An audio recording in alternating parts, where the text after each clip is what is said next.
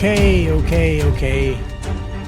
I know I said that I was done with this podcast because I hadn't figured out how to give it enough traction, but welcome back to Sense and Sensibility, the Inflation Guy podcast. I am Mike Ashton. I am still the Inflation Guy, and I am once again your host. Again, you know, I when I had my last podcast, I said it was the last one, at least for a while, because, you know, the podcast had been going sideways. It hadn't really been gaining any more traction. It hadn't been, you know, the production qualities hadn't been getting better, and I wasn't really sure that I knew kind of why I was necessarily doing it. You know, it wasn't, like I said, not much traction, and I think I said at the time that I might come back and do one or two, and I think that's kind of where we are. This is not going to be a regular podcast again yet, until I do figure out kind of how to push it forward, how to make it bigger, how to get more attention to it, how to make it serve business purposes. But there are still some things that I want to yammer on about, and that don't necessarily fit into the blog. For those of you who do follow the podcast and may or may not follow the blog, I still do the monthly CPI report on the blog. I still post stuff on the blog. I just haven't been doing the podcast. But this particular topic, I've been wanting to talk a little bit about AI for a while, and it just seems to me to work better in a podcast format. So this podcast is going to be about some of the thoughts I have around AI, although I'm also going to briefly remark about yesterday's CPI report and sort of the arc going forward. Before I start to talk about AI, though, I just want to say this. I'm not an expert on the technology. I think that people get into trouble, and I'm as guilty of this as many people, when they believe themselves to become experts, you know, to be experts because they've done a little bit of research on a topic. So back in 2020, you know, we were all epidemiologists. And yes, you know, with a little bit of work, you could understand some of the basic mathematics behind epidemiology and get some idea of what the problems were and how disease spread and how you could stop it from spreading and so on. But that's a far cry from being an expert. And so I think, you know, there is always the risk that we can trick ourselves into thinking that we know enough. If you've ever been a child, you know that every child goes through this, where they continually think that they are an expert in whatever they learned that day. And I think we all kind of still do some of that as we go on. So I'm not an expert on the technology of AI. And I also want to say that I am not a skeptic about the value of AI. And in fact, I use in my own business, I use AI quite a bit, more and more.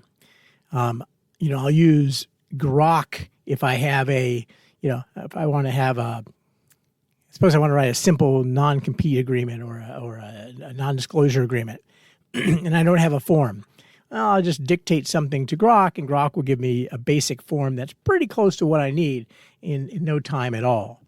I use loveart.ai when I want to create a meme or an illustration. I had an illustration in my quarterly recently that sort of, you know, showed the flows in and out of dollar balances and how that was likely to lead over time to a strengthening of the dollar. But the illustration itself that you at one time would have had to pay somebody a lot to do, I was able to do with that AI. And I quite frequently and extensively use Claude AI to write code and to fix code or improve code that I've written in the past. You know, I've written a lot of Excel VBA functions, R functions, and things like that. And I have found that Claude is very good, especially if you're are very careful about how it is you describe what it is you want to do, Claude is very good at improving what I've already done or doing something new from scratch. So, for example, right now, recently I started a liquidity pool in Uniswap for our token USDI, and it's automated, and all of the automation is written in Python, which I don't speak, but I was able to, by kind of getting telling Claude what I wanted.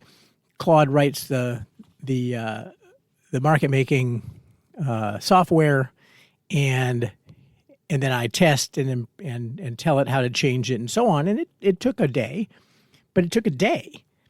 That's all it took. And I have something that's now been running now for months and works very, very well. So I'm not at all a skeptic about the value of AI. I'm in fact a big fanboy when it comes to that.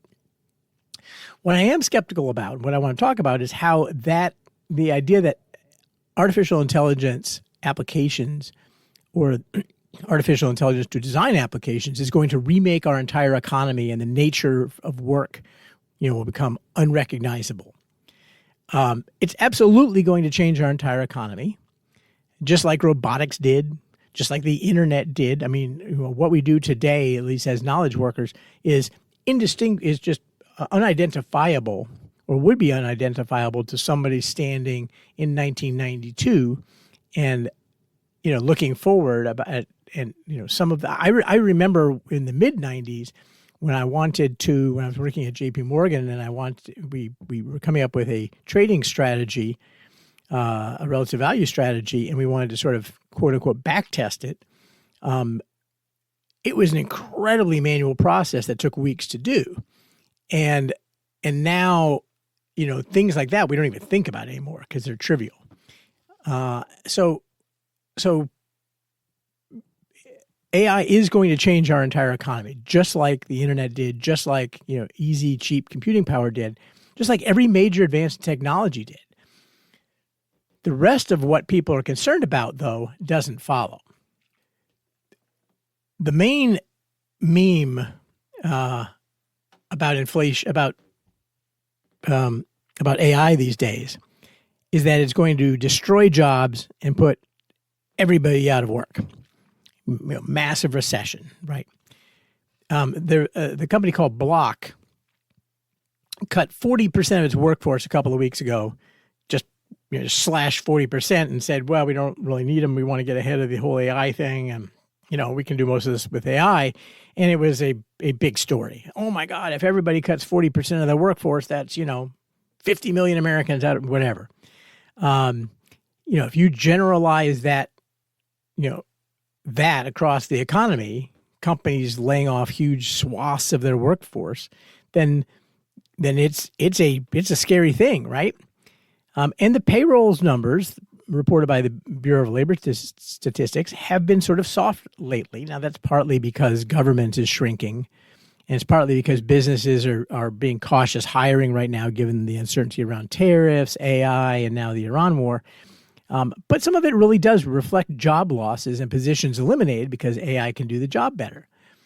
I was at a dinner, 6 months ago, put on by an attorney, and one of the topics of discussion was how attorney law firms don't need to hire as many first years, or they don't need to hire as many introductory level associates to go do research and stuff, because most of the research can be done very, very quickly with AI. And then, of course, you need a senior lawyer to look over it and make sure that the AI is not hallucinating and so on. But you don't need as many of the entry level people. And so, of course, the question is, where do the senior level people come from if nobody is hiring the junior level people to start? But that was sort of the topic was, hey, look, we're going to be hiring many fewer lawyers going forward. But my first point here is that if you're not a knowledge worker, if you're not a lawyer, if you're not a coder, then you're not really at very much risk from being replaced by AI. So plumbers, electricians, curbers, divers, all those things are not, AI isn't about to take your job. If robots haven't taken your job yet, AI isn't about to take your job.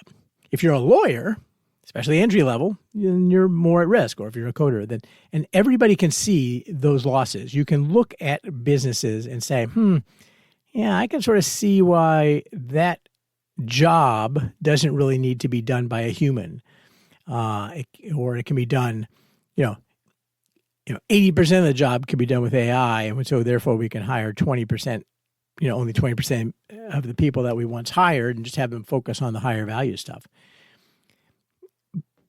But what happens to that person who's laid off? What happens to the lawyer who doesn't get that job at the big firm, or gets the job at the big firm, works for a little bit, and then is laid off because of AI? Well, thanks to AI, that lawyer now has a much lower hurdle for putting out his or her own shingle. And this is true across knowledge work. It used to be that if you wanted to go off and start your own trading firm, it was a really expensive thing to do.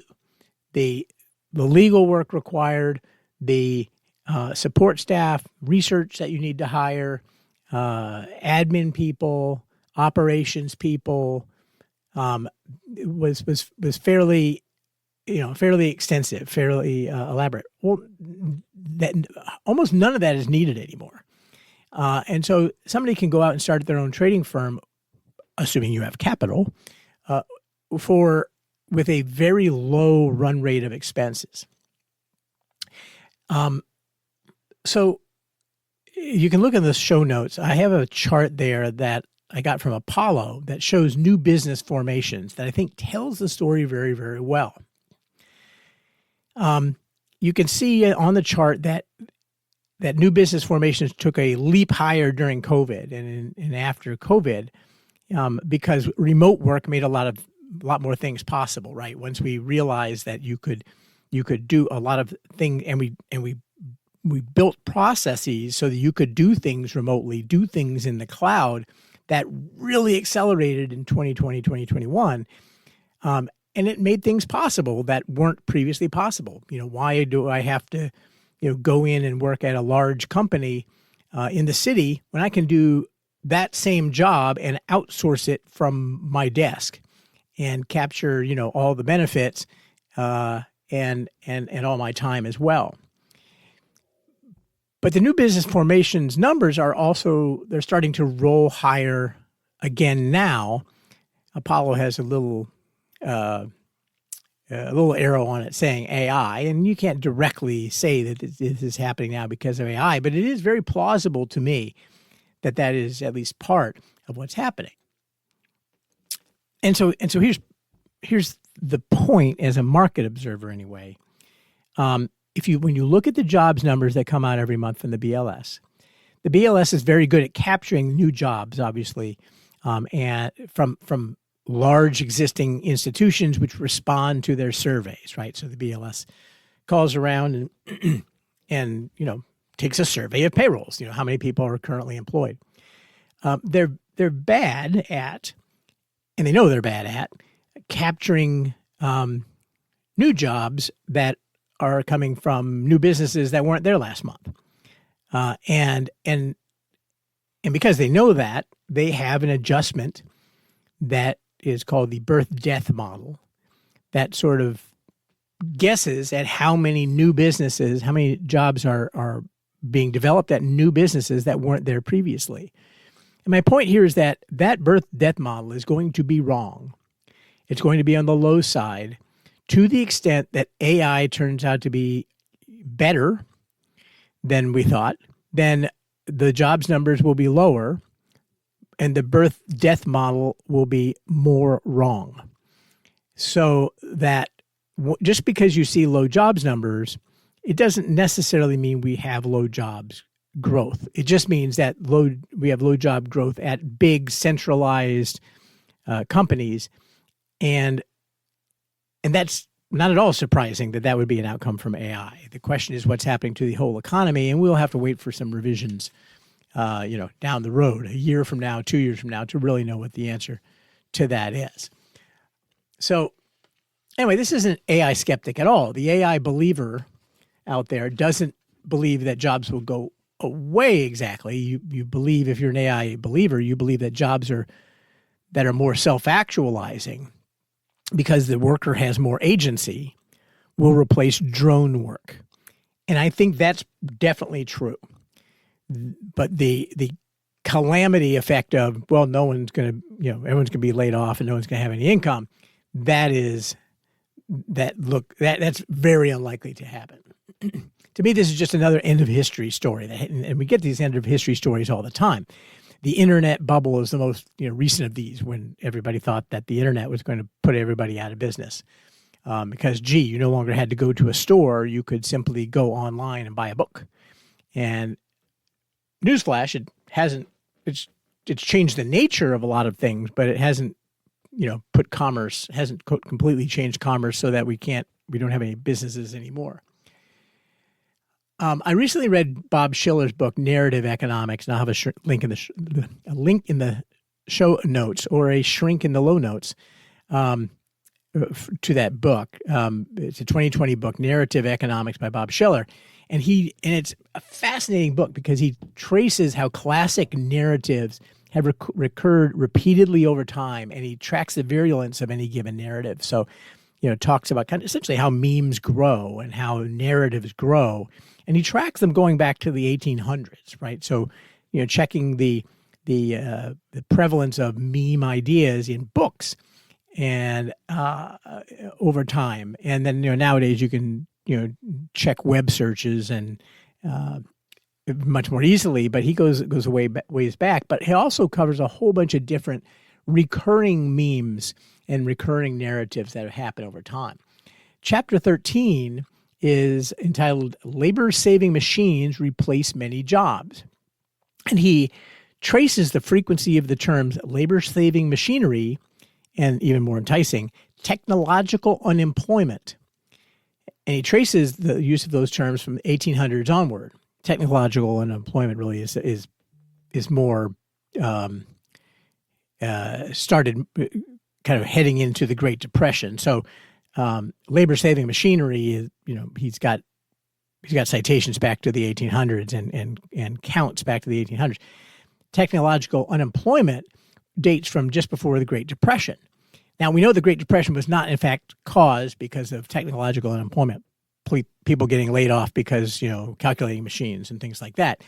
But the fact that there was a Great Depression helped animate that narrative.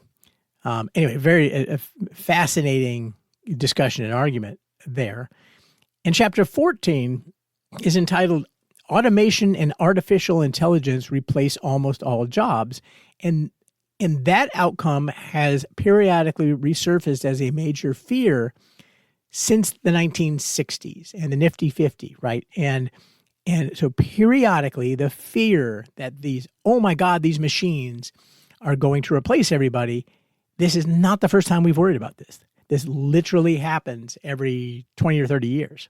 And Schiller traces it and makes the argument very, very persuasively. So the point is that none of this fear is new, and it's never before resulted in massive permanent unemployment.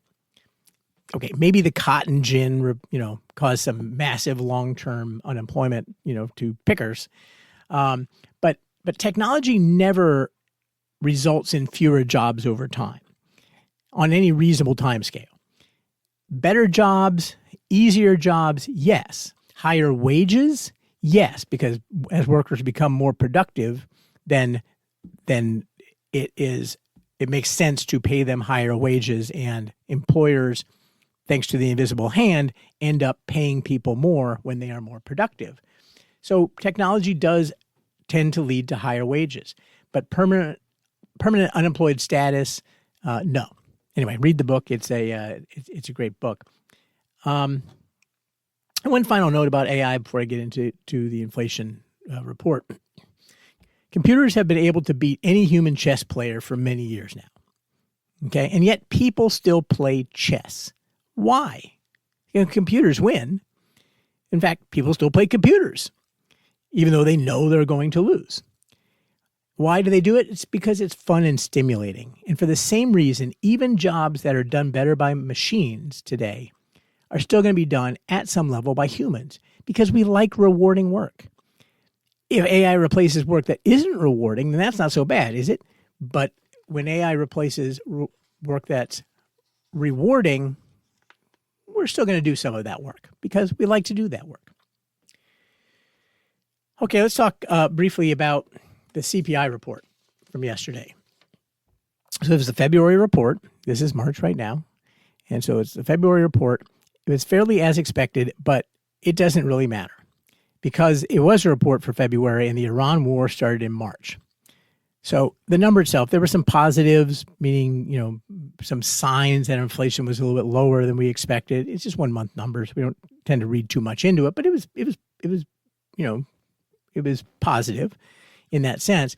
But there's already this looming caveat that we've been dealing with ever since my last podcast, that the numbers, and especially the year-on-year numbers, are still polluted by the zeros that the Bureau of Labor Statistics implied for October. So there was no number reported for October, and then when the BLS reported November, it essentially imputed no inflation at all for October, which we know is just wrong.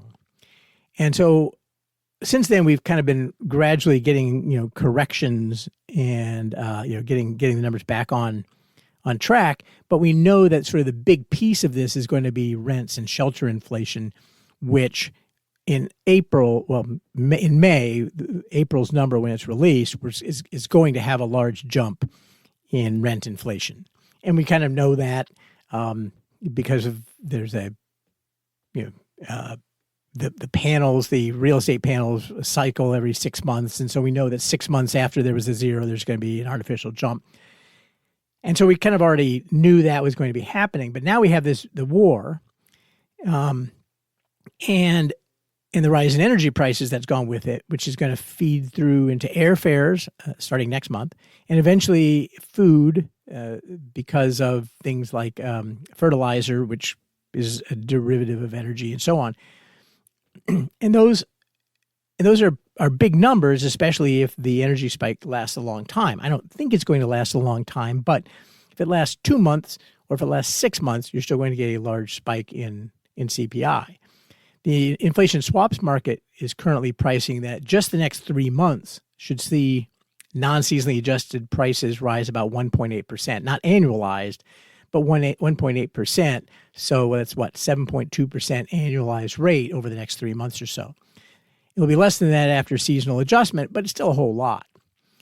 And which is why it sort of befuddles me, just as a little side note here, why people aren't falling all over themselves to get into USDI, which is the digital token or currency that exactly tracks CPI that I've been associated with issuing, about a year ago, a little more than a year ago. So right now, if you buy it, you're going to earn something like 1.8% over the next 3 months, or roughly 7.2% annualized. And T-bills right now pay half of that. It's no volatility. It's backed entirely by real assets, so it's very high quality. If you own crypto at all, then seriously, you should look at USDIcoin.com, and it's astonishing to me that given that we know it's going to outperform T-bills, we haven't just seen people just throwing millions and millions of dollars into it yet. Anyway, one other comment about inflation and Fed policy here too. Because the market is getting it wrong. Since the Iran war started and, we started seeing, expecting this inflation bump that we're going to get because energy prices, gasoline prices are spiking and so on. So we know we're going to get an increase in CPI. The market has been pricing in less Fed easing going forward or more Fed tightening, depending on how you want to think about it. And that's not the right interpretation. The market is affected, if you don't mind me anthropomorphizing the market a little bit. The market is acting like this inflation spike is something that is going to be difficult for the Fed. Oh, we have weak job, but we have this inflation spike, so are we going to tighten or are we going to ease? There's no dilemma here at all because this is not an inflation spike, the likes of which the Fed should lean against, can lean against, or can profitably impact at all. And it knows that. An energy price spike, and again, there's lengthy history, and the Fed knows it's a classic error that if the Fed tightens into energy spikes, it tends to deepen the recession that's caused by the energy price spike and does nothing important to inflation. The Fed knows that you don't hike rates into an energy price spike. Now, people in the market remember 2022 and they say, well, the Fed was tightening, the energy spiked because of the Ukraine war, Russia-Ukraine war, and yet the Fed and the Fed tightened. Except that that's not what happened. What happened was we had this nice broad inflation that was already happening because of too much money, and it was core inflation going up, right? And on top of that, we had energy, and the Fed was already tightening aggressively. They weren't tightening because of energy, and they weren't leaning against energy. They were leaning against the existing quite large inflation that we had going on, and that was a monetary inflation. That was a unique situation. If you go back to the first Gulf War in the early 90s, the Fed eased into the price spike. Even though oil prices were spiking in mid-2008, the Fed had been easing and continued to ease despite the fact that energy prices went up crude oil was well over $100. So here's the thing to know. Here's why they don't tighten into energy price spikes. The time to mean revert for crude prices, right? So crude is not like inflation. It doesn't just like continuously go up over time. It goes up, it goes down, goes up, goes down. Over a long period of time, it really has gone nowhere important. The mean reversion time is something like 15 months. I haven't looked at it in a while, but it's something like 15 months. Whereas the time for monetary policy to take effect it is hotly debated, but 6 to 12 months is what people say. So if the Fed is going to tighten right now to stop something which is going to stop anyway in 15 months, then about the time that tightening is taking effect, crude will already be going down and inflation will be going down. So it'll be completely ineffectual. So even if you believe those things, even if you believe that the Fed adjusting rates can have anything to do with inflation, which is a totally different question, even if you believe that, it doesn't make any sense for the Fed to address higher energy prices with monetary policy, because it's not monetary policy. It's not money that's causing the energy price spike. That's an idiosyncratic price spike. It makes no sense for the Fed to address any other specific idiosyncratic price increase with monetary policy. So let's suppose that instead of energy prices, it was corn prices. Would it make any sense for the Fed? There's been some sort of corn disease, and so the corn crop was really low, and corn prices spiked higher. Should the Fed tighten into that? That would be absurd, right? Because it doesn't have anything to do with monetary policy.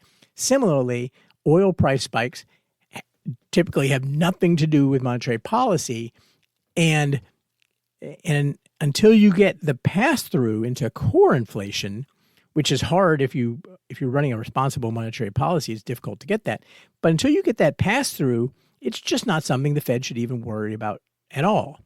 Now, there is going to be some pass-through. We're going to see these higher energy prices come through in airfares, eventually in food, and things like that.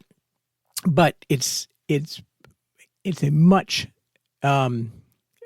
those things too will mean revert, right? So those effects. So those are things that the Fed knows that they should not lean against. And unless the Fed makes a very obvious error that anyone who watches the Fed knows about, right? Unless the Fed makes this a very obvious error and ignores weakness in the economy to tighten to stop an energy price spike they can't do anything about, the Fed ain't going to be tightening. Okay. Now, I'm not saying that the Fed is guaranteed to ease a whole lot. That depends on how the economy responds to the energy price spike and to the other things that are going on. But it's far, far more likely that, rates go down 200 basis points from here than they go up 200 basis points from here. It's not even a close call. It's far more likely they go down 25 basis points than they go up 25 basis points. And the market is not pricing that. The market's acting like the Fed is going to be in a quandary, that they're going to be, that they're caught between Scylla and Charybdis. They don't know whether to address the weak payrolls number or the big CPI numbers. Well, this is why you listen to the inflation guy. The big CPI numbers that we're going to be getting are not the sorts of CPI numbers that monetary policy is designed to lean against. And I would tell you if it was. Well, that's all for today's podcast. I don't know when the next one will be, but in the meantime, you might as well like and subscribe and refer other people. I mean, who knows? If we start to get a lot of people following this and there's a groundswell of support, then maybe we'll make it more regular again. I don't know. I'm still trying to figure all this stuff out. You can contact me at inflationguy@enduringinvestments.com. The blog is still there, of course, at inflationguy.blog. You can follow me on X at inflation_guy. And Enduring Investments is still here. You visit Enduring Investments if you need help with diagnosing or treating an inflation problem. Go buy USDI coin. And most importantly, defend your money. And if inflation is coming for you, remember, you know a guy.